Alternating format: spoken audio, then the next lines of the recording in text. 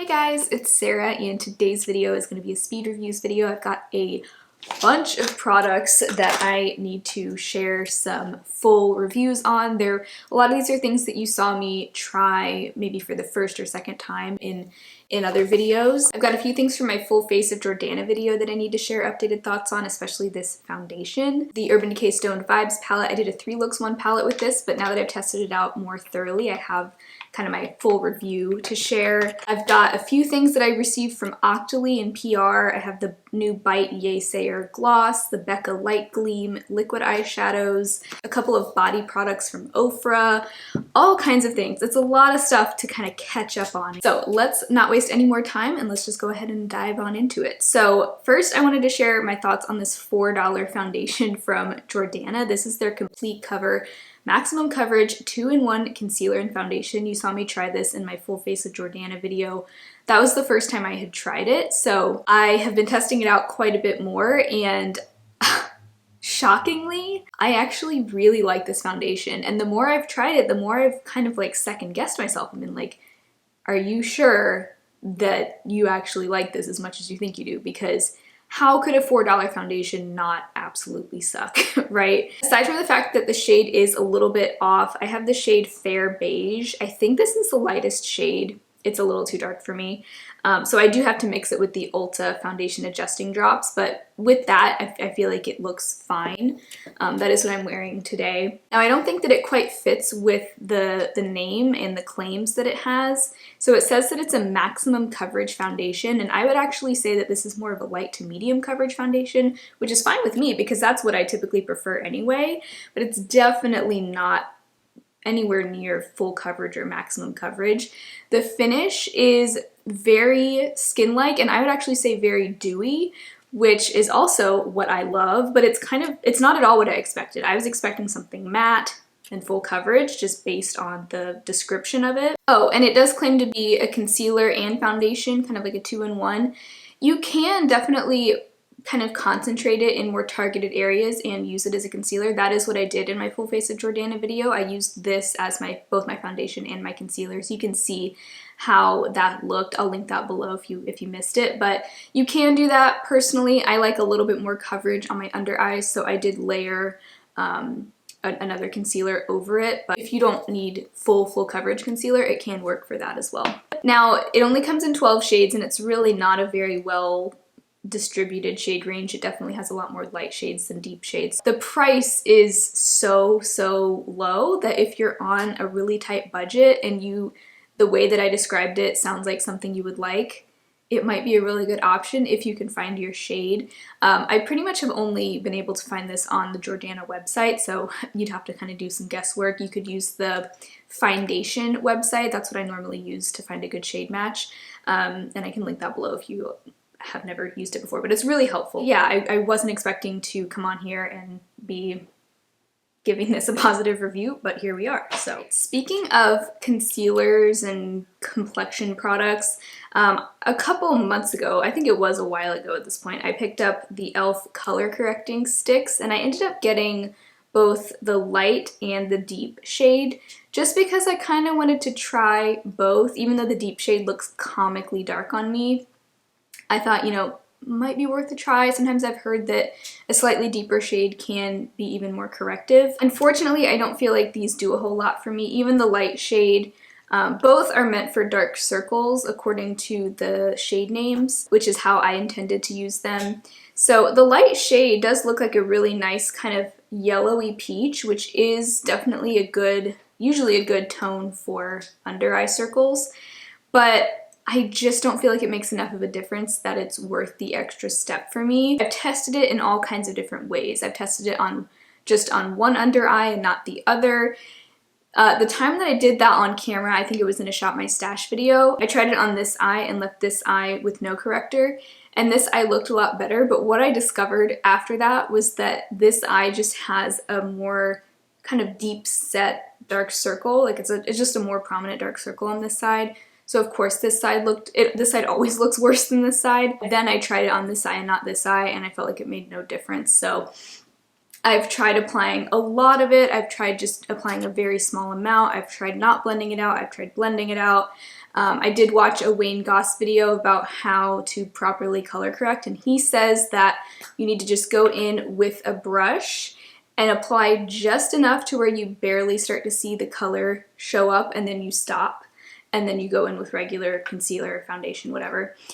I tried it that way. Still didn't make much of a difference. So yeah, so the search continues. It's sad because I do really like the texture of this. I feel like it goes on very smooth. It's not too emollient, but it's not dry or cakey looking either. So yeah, I feel like it glides on really nicely, but I just don't feel like they make much of a difference at all. But with that said, you know, I think color correctors are so dependent on your undertones.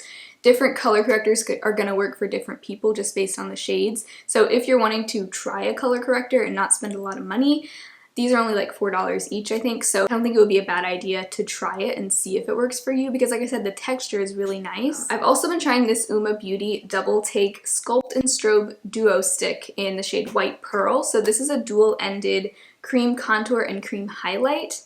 This definitely lives up to the hype, and I'm so glad that I went ahead and picked it up because I've heard such good things about pretty much everything from this brand. I know they make a really popular foundation and concealer. A lot of people love this as well, and it is a very, very creamy formula. You'll see in the demo, it just glides on so smoothly.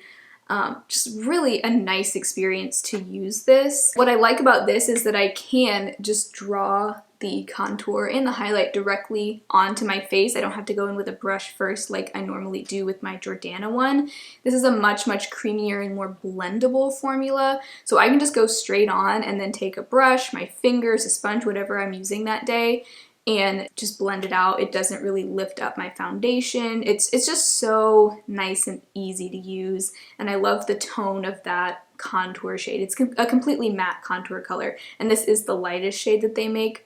Perfect sort of cooler toned, true contour color. And the highlighter is also gorgeous, equally creamy. It is kind of like a pearly light pink kind of highlight shade.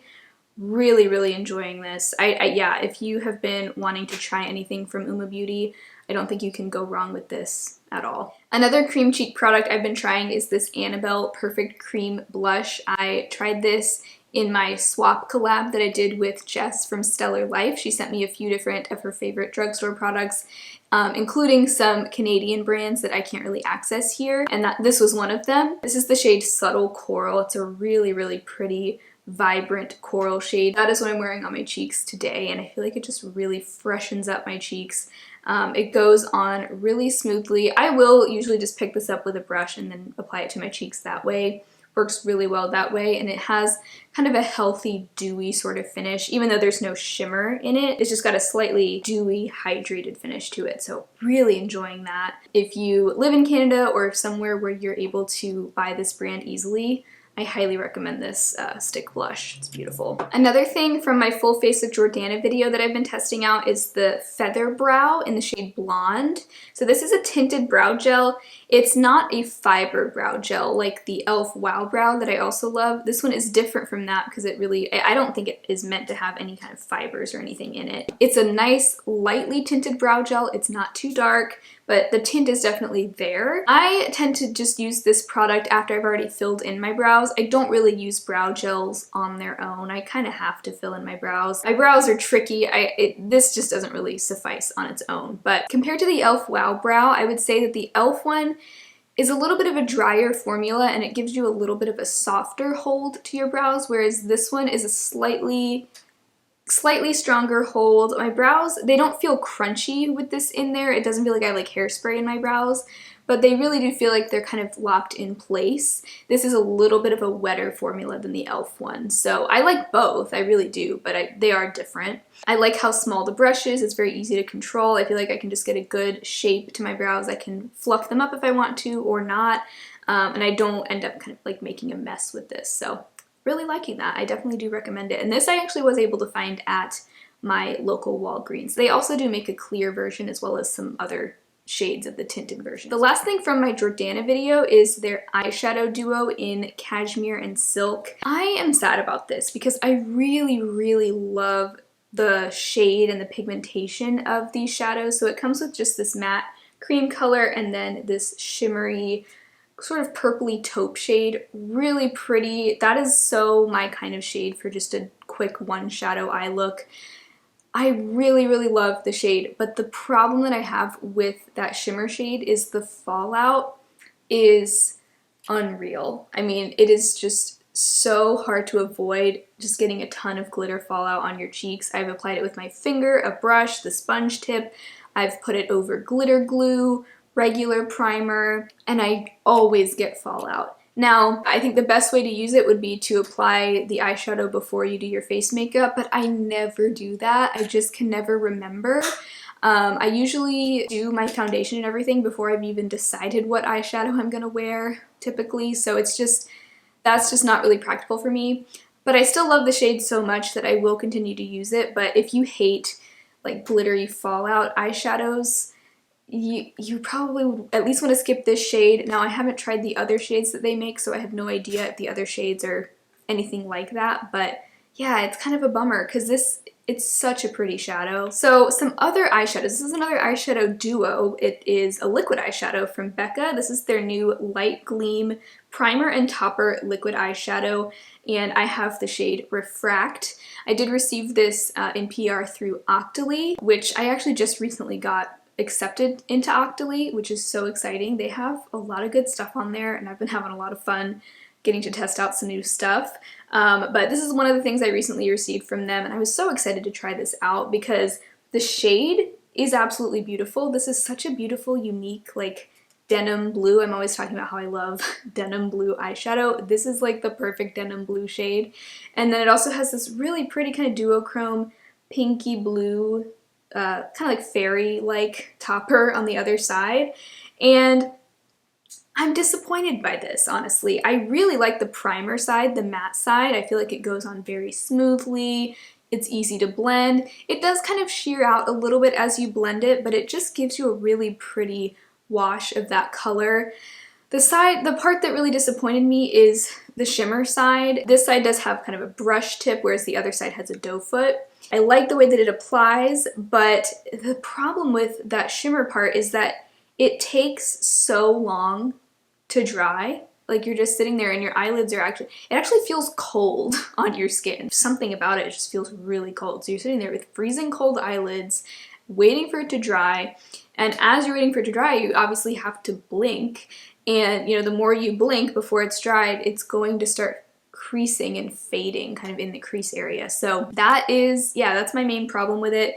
You know, it eventually does finally dry down, but I feel like as it wears throughout the day, it continues to kind of fade and just lose some of that really pretty shimmer that, like, yeah, it just looks so pretty in the tube, but in execution, it's just a little bit disappointing. So I would probably skip this. I just feel like for $26, it's just not really worth the price. I will say that I love this matte blue side so much that I will really enjoy having that in my collection. I can see myself using that as a base with, you know, lots of other eyeshadows, so I'll enjoy having it for that reason, but yeah, I was just a little bit disappointed by the shimmer side. Okay, so speaking of shimmer, the Urban Decay Stoned Vibes palette. I did do a 3 looks 1 palette with this a few weeks ago, so if you want to see that, I will link that below. But that was really like the first, second, and third time that I tried this palette, and I hadn't really had a chance to really delve into it, so I've been using it a ton since then, and I love this palette, you guys. I am loving it so much. I'm wearing it today. The shade that I have all over my lid is the shade Tiger's Eye. I feel like Tiger's Eye did not get enough of the spotlight in my 3 looks 1 palette. I think I just used it along with the green, but I didn't wear it just all over my lid on its own. And I will say that is the way that I've been using a lot of those shimmer shades, is kind of either just using one of those on its own with some of the matte shades in here, or using this almost as a companion palette with my Subculture palette, which is the palette I've been using a lot this month. It's my palette of the month, or really any other palette. I feel like this makes a great companion palette or on its own, but I tend to just use one of those shimmers all over the lid and then kind of call it a day. I haven't been layering the shimmers together quite as much as I did in my 3 Looks 1 palette video, because in that video I was really trying to use as many of the shadows as I could so we could get a sense of how they worked and everything. But I think that my favorite shades are Tiger's Eye and Vibes. They're just so, so creamy. Yeah, I'm really, really enjoying this palette. As a shimmer lover, I love kind of foiled metallic shadows. That is my jam. These shadows are just like foiled, buttery goodness. They're not pressed glitters like I thought they were. A lot of people thought that they were pressed glitters when the first photos came out, but they're not. They're more of like a marbleized powder shimmer shadow. And I say powder because they are technically powder, but they have a very unique texture. I would compare the texture of these to the e.l.f. Long Lasting Lustrous eyeshadows, similar to that, similar to a ColourPop Super Shock shadow. You pretty much have to apply the shimmers with your finger. They're very hard to pick up with a brush. Even though they're super, super glittery, they don't give me crazy fallout. A little bit of fallout here and there, but it's really not as bad as I feel like it could have been. And it's not enough fallout to bother me at all. I think the 4 mattes they chose are great. They're easy to blend. They seem to complement the shimmers really, really well. So I am loving this palette so much. I think this might be my favorite palette of the year so far. Not that I've tried that many new palettes this year, but you guys know me, I love shimmers. I love when palettes have more shimmers than mattes. I really think I'm going to be getting a lot of use out of this into the winter and the holidays. It is a limited edition palette, which I really wish it wasn't. I'm not a huge fan of limited edition launches, but I just love the palette so much that that really doesn't bother me. It is $54, which I think is pretty steep, honestly. For 12 shadows, that's kind of a lot. So you will have to really take a look at the colors and see how many of the colors would you actually use. Does that kind of odd texture sound like something you would like or not? And keep in mind, because it is limited edition, it probably will be going on sale within the next 6 months. So wouldn't be a bad idea to maybe wait until it gets marked down. But yeah, I love this palette. So glad I have it. They did send it to me in PR, so you know, I didn't spend my own money on it. Would I have bought it with my own money? I'm not sure. I mean, like I said, $54 is kind of a lot. So I would have probably waited for it to go on sale myself, but I'm loving it. Okay, on my lips, I'm wearing a combination of a couple things that I wanted to review today. The lipstick I'm wearing is this e.l.f. Seriously Satin lipstick in the shade Cream. This is a newer formula of theirs. The packaging, I have to say, it looks kind of cheap to me. Like the completely clear packaging, I don't love. It sort of feels like it's something that could, there actually already are cracks in the lid. So, you know, I mean, it's a $3 lipstick. I'm someone that doesn't really care that much about packaging as long as it is functional, and so far it, you know, works just fine. So I feel like these Seriously Satin lipsticks have been getting a lot of hype recently. I know I heard Taylor Wynn talking about this shade a lot. It's kind of a light nude, and I was looking for a good light nude bullet lipstick for my skin tone, so I went ahead and picked this up. Really liking the shade. I was hoping for the formula to be a little bit more creamy, but honestly it's kind of a dry formula. Very matte actually. They call it a satin lipstick, but I would describe it as more matte. Yeah, I was hoping for it to feel a little bit more moisturizing, a little bit more hydrating, but for $3, it's a shade that I really like, and I have been enjoying it. Not my favorite formula, honestly. So that's what I'm wearing, and then I have that topped with the new Bite Yaysayer Plumping Lip Gloss.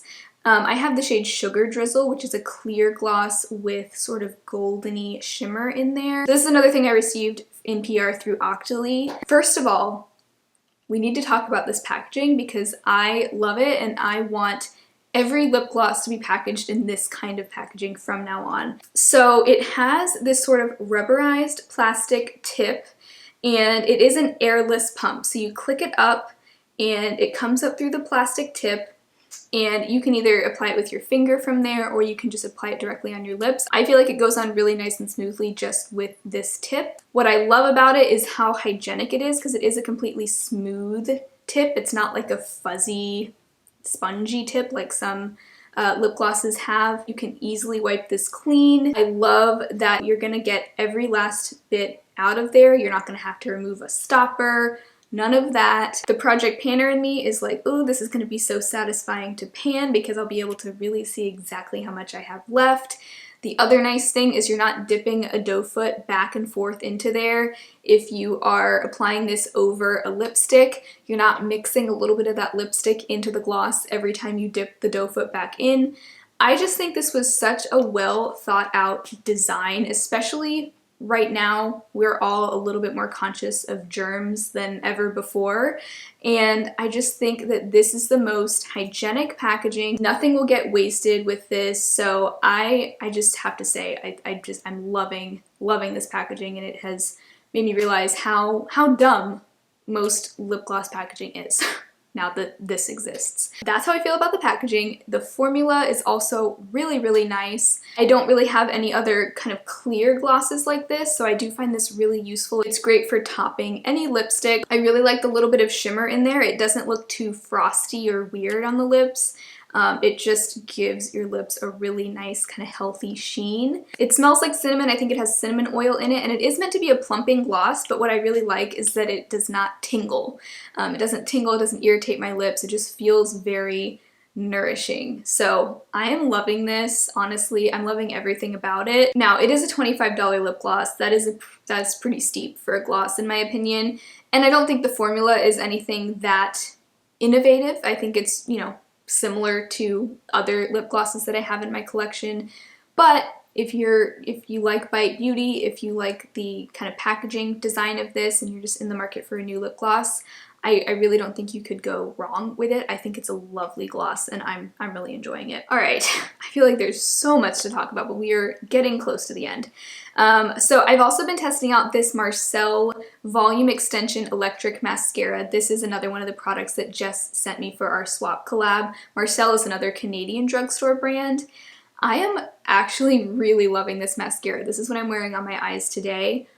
Really does give great volume and length. The brush, you know, looking at it, I didn't know if I would like it because I tend to like spikier rubber bristle brushes, but this brush does an amazing job. I don't feel like it's too clumpy, even though it is kind of a volumizing mascara. Also, the staying power is great. I have no issues with flaking or smudging.